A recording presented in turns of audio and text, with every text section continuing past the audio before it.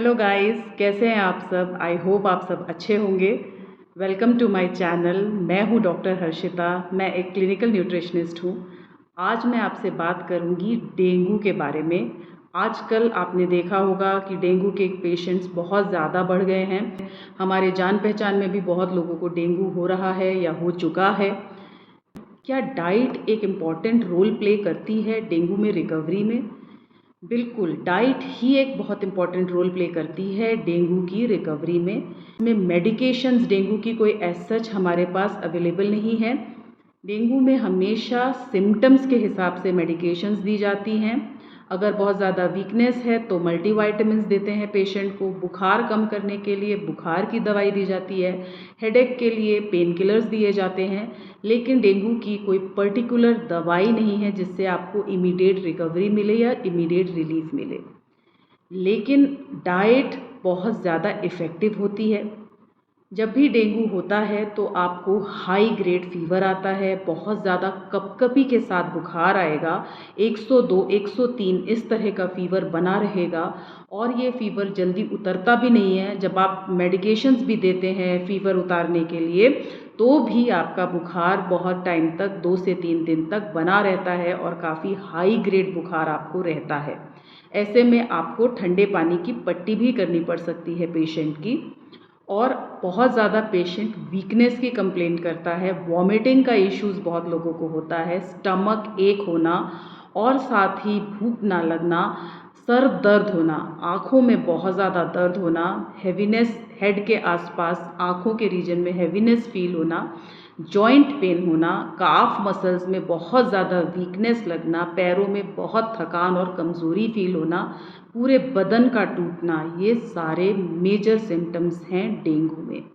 अगर किसी को घर में फ़ीवर आ रहा है, बहुत ज़्यादा हाई ग्रेड फ़ीवर है, तो आप बिना देरी किए कुछ ब्लड टेस्ट इमीडिएटली बुक करवाएं। आपको इसमें डेंगू, मलेरिया, टाइफॉइड ये तीनों टेस्ट करने हैं। साथ ही सीबीसी भी करना है क्योंकि डेंगू में प्लेटलेट काउंट्स का कम होने का खतरा बहुत ज़्यादा बना रहता है और ये प्लेटलेट काउंट सडन बहुत ज़्यादा कम हो जाती है। हॉस्पिटलाइजेशन का रीज़न भी यही होता है। अगर पेशेंट हाइड्रेशन मेंटेन नहीं कर रहा, ठीक से खा नहीं रहा, वॉमिटिंग बहुत ज़्यादा है पेशेंट को, तो आपको पेशेंट को एडमिट करने की नौबत आ सकती है। साथ ही प्लेटलेट काउंट बहुत ज़्यादा कम होने से इंटरनल ब्लीडिंग हो सकती है, रैश हो सकते हैं पेशेंट को, जिसकी वजह से आपको इमीडिएट हॉस्पिटलाइजेशन करके ब्लड चढ़ाना पड़ सकता है। आप ऐसी सिचुएशन से बचने के लिए डाइट को फॉलो करेंगे तो ऐसी नौबत ही नहीं आएगी और पेशेंट की रिकवरी बहुत जल्दी होगी। सबसे पहली गलती जो हमारी होती है डेंगू में, हम उसे वायरल फीवर समझ के ट्रीट करते रहते हैं और जब पेशेंट सीरियस हो जाता है तब हम उसे एडमिट करने जाते हैं। आपको ऐसी गलती नहीं करनी है क्योंकि अभी ऑलरेडी बहुत ज़्यादा डेंगू सर्ज पर है। तो आप जैसे ही हाई ग्रेड फीवर पेशेंट को आता है, आप तुरंत उसके ब्लड टेस्ट कराएं।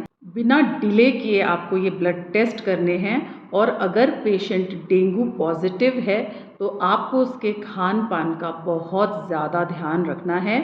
अगर आप ऐसा करेंगे तो पेशेंट क्रिटिकल नहीं होगा और पेशेंट का हॉस्पिटलाइजेशन के चांसेस भी बहुत कम हो जाएंगे। तो डाइट में आपको क्या क्या बातें ध्यान में रखनी है? सबसे इम्पॉर्टेंट चीज़, आपको हाइड्रेशन पे ध्यान देना है। पेशेंट पानी बिल्कुल कम कर देता है और डिहाइड्रेट होने की वजह से जब आपको बुखार आता है और हाई ग्रेड फीवर आता है तो डिहाइड्रेशन बहुत ज़्यादा हो जाता है। इसलिए डिहाइड्रेशन होने से बचें और पेशेंट को टाइम टाइम पर थोड़ा थोड़ा करके आपको पानी पिलाते रहना है। 2 से 3 लीटर का पानी का हाइड्रेशन आप मेंटेन करके रखें। दूसरा, लाइट खाना दें आप पेशेंट को क्योंकि वॉमिटिंग की सेंसेशन रहती है, कई बार वॉमिटिंग हो भी जाती है पेशेंट को। ऐसे में आप उसको थोड़ी क्वांटिटी में ओवर कुक की हुई मूंग दाल की खिचड़ी आप दे सकते हैं, दाल राइस आप दे सकते हैं, लेकिन ये थोड़ा ज़्यादा कुक करके आपको देना है जो बहुत ईजी हो डाइजेस्ट करने में। कर्ड राइस को आपको इंक्लूड करना है, क्योंकि जब हमें हाई फीवर आता है तो हमारी इम्यून सेल्स जो भी हमारा इन्फेक्शन है उससे फाइट बैक करने की कोशिश करती हैं, जिससे हमारी बॉडी की सारी एनर्जी उधर डाइवर्ट हो जाती है और हमारे डाइजेशन जो होता है वो वीक पड़ जाता है। इसलिए बहुत हैवी फूड आप देंगे तो पेशेंट को डाइजेस्ट नहीं होगा। रोटी चपाती इस तरह का खाना आप पेशेंट को ना दें, ओवर कुक करके खाने को दें, जिससे पेशेंट को बहुत ईजिली डाइजेस्ट होगा और एनर्जी बनी रहेगी, वीकनेस बहुत ज़्यादा नहीं होगी और रिकवरी भी पेशेंट की बहुत जल्दी होगी। ये लाइट खाने के साथ आपको पेशेंट को ऐसा खाना देना है जिससे पेशेंट क्रिटिकल फेज में ना जाए, पेशेंट के एडमिशन तक आपको ना पहुंचना पड़े। इसके लिए आपको उसकी प्लेटलेट काउंट बढ़ाने वाले फूड आइटम्स इंक्लूड करने हैं। विटामिन सी रिच फूड आपको इंक्लूड करने हैं, जिससे इम्यून सिस्टम वर्क करता रहे और रिकवरी बहुत अच्छी हो। तो आपको विटामिन सी के लिए 2 कीवी, एक दिन में 2 कीवी इंक्लूड करनी है पेशेंट की डाइट में, जो आपके पेशेंट की विटामिन सी की रिक्वायरमेंट को कंप्लीट कर देगी। साथ में इलेक्ट्रोलाइट बैलेंस मेंटेन करने के लिए कोकोनट वाटर आपको दिन में 1 बार ज़रूर देना है पेशेंट को। और आपको ऐसे खाने को इंक्लूड करना है जिससे कि प्लेटलेट्स बढ़े, पेशेंट का ब्लड बढ़े।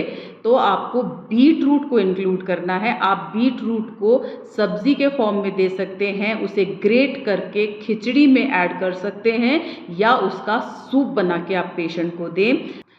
साथ ही कैरेट और टोमेटो को भी आप सूप फॉर्म में पेशेंट को दें। आप थोड़ी थोड़ी क्वांटिटी में पेशेंट को बार बार ये सारी चीज़ें दें, जिससे हाइड्रेशन भी बना रहेगा और प्रॉपर न्यूट्रिएंट भी उसे मिलेंगे, जिससे पेशेंट की प्लेटलेट काउंट मेंटेन रहेगी और बहुत जल्दी बढ़नी भी शुरू हो जाएगी। नेक्स्ट आपको पेशेंट की डाइट में इंक्लूड करना है पोमोग्रेनेट। ये बहुत इफ़ेक्टिव है पेशेंट में प्लेटलेट काउंट बढ़ाने में। पपीता बहुत इफ़ेक्टिव है। पपीते को भी आपको दिन में 1 से 2 बार पेशेंट को थोड़ी थोड़ी क्वांटिटी में देना है। सबसे मैजिकल इंग्रेडिएंट आपको बताने जा रही हूँ, जो एक मैजिक का काम करता है डेंगू पेशेंट में, वो है पपीते का पत्ता। आपको 1 पपीते का पत्ता डेली पेशेंट को पीस कर छान कर पिलाना है। आप देखिएगा ये इतना इफ़ेक्टिव है, झट से रिकवरी होगी पेशेंट की। 2 से 3 दिन के अंदर प्लेटलेट काउंट्स नॉर्मल होके बढ़ने लगेंगी और बाद में पेशेंट को बहुत सीवियर वीकनेस भी नहीं रहेगी, रिकवरी बहुत फास्ट होगी पेशेंट की। दूसरा बहुत इफ़ेक्टिव इंग्रेडिएंट है व्हीट ग्रास पाउडर। आपको 1 चम्मच व्हीट ग्रास पाउडर 1 ग्लास पानी में मिलाकर पेशेंट को सिप सिप करके पिलाना है। दिन भर में थोड़ा थोड़ा करके आपको वो 1 ग्लास पानी पेशेंट को देना है। व्हीट ग्रास और पपीते का पत्ता, ये दोनों बहुत बहुत इफ़ेक्टिव हैं डेंगू रिकवरी में। मेडिकेशन से भी ज़्यादा जल्दी असर करते हैं और बहुत अच्छी रिकवरी होती है पेशेंट की। ज़रूर इस डाइट को फॉलो करें। आप देखेंगे कि पेशेंट की रिकवरी बहुत फास्ट हो जाएगी और पेशेंट क्रिटिकल भी नहीं होगा और हॉस्पिटलाइजेशन की भी ज़रूरत आपको नहीं पड़ेगी। इस वीडियो को आप लाइक करिए, ज़्यादा से ज़्यादा लोगों के साथ शेयर करिए। I hope this was helpful. मेरे चैनल को सब्सक्राइब करिए। Thank you.